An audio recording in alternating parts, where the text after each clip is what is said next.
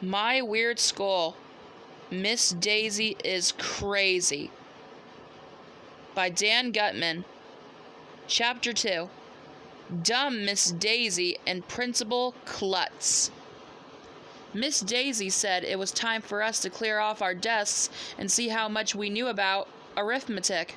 Ugh! If I gave you 58 apples and Principal Klutz took 28 of them away, Miss Daisy asked, how many apples would you have left? AJ? Who cares how many apples you would have left? I said. I hate apples.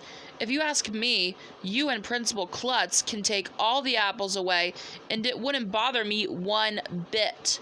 You wouldn't have 30 apples, said that girl Andrea Young in the front of the class. She had a big smile on her face, like she had just opened all her birthday presents. Andrea Young thinks she's so smart. I hate arithmetic, I announced. You know what? Miss Daisy said. I hate arithmetic too. You do? We all said. Sure. I don't even know what you get if you multiply 4 times 4.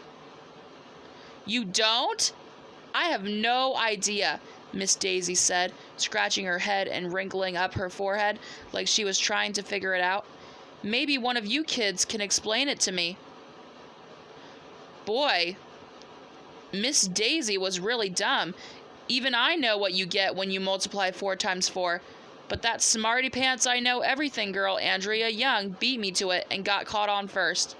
If you put 4 crayons in a row, she told Miss Daisy as she put a bunch of crayons on the top of her desk, and you make 4 rows of 4 crayons, you'll have 16 crayons, see? Then she counted the crayons from 1 to 16. Miss Daisy looked at the crayons on Andrea's desk. She had a puzzled look on her face. I'm not sure I understand, she said. Can somebody else explain it to me?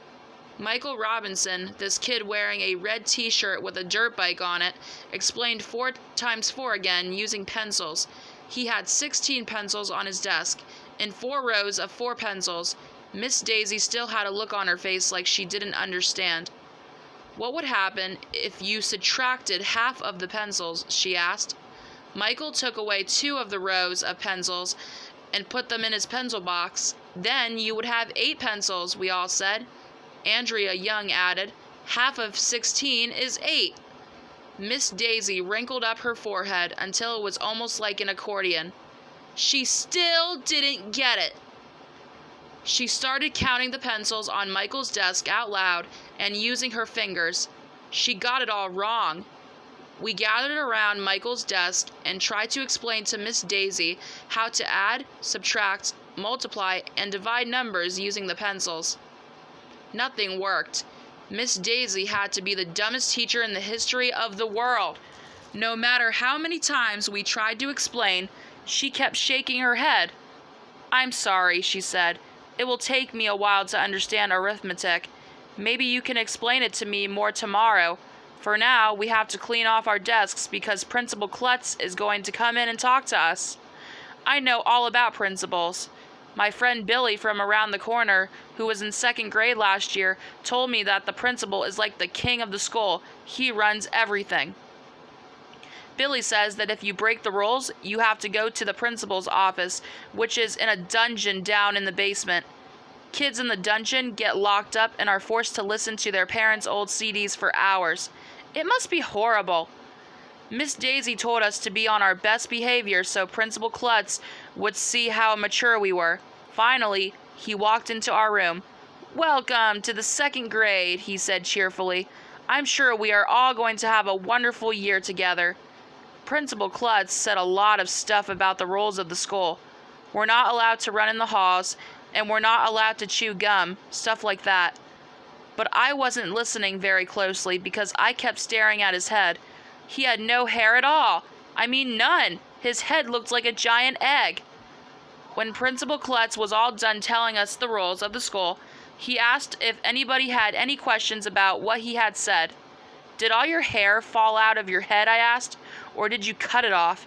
Everybody laughed, even though I didn't say anything funny. Miss Daisy looked at me with a mean face. Actually, it was both, Principal Klutz replied with a chuckle. Almost all of my hair fell out on its own, so I decided to shave the rest of it off. That's the saddest story I have ever heard, said this girl named Emily, and she burst into tears. Don't feel bad, Principal Klutz said. It could have been a lot worse. How? Sniffled Emily. Well, at least my brain didn't fall out of my head. We all laughed, even Emily. Principal Klutz was a pretty funny guy for a principal. Any other questions? Do you have a dungeon down in the basement where you put the bad kids? I asked. Actually, the dungeon is on the 3rd floor, Principal Klutz replied. Nobody laughed this time. He quickly told us that he was just making a joke and that he didn't even have a dungeon at all. Principal Klutz must have felt bad that we didn't think his joke was funny because he invited us all up to the front of the room to touch his bald head. We did, and that made everybody feel a lot better. Principal Klutz seemed nice, but a lot of people seem nice when you first meet them. Then later you find out that they are evil villains who plan to take over the world. I bet he was lying about the dungeon.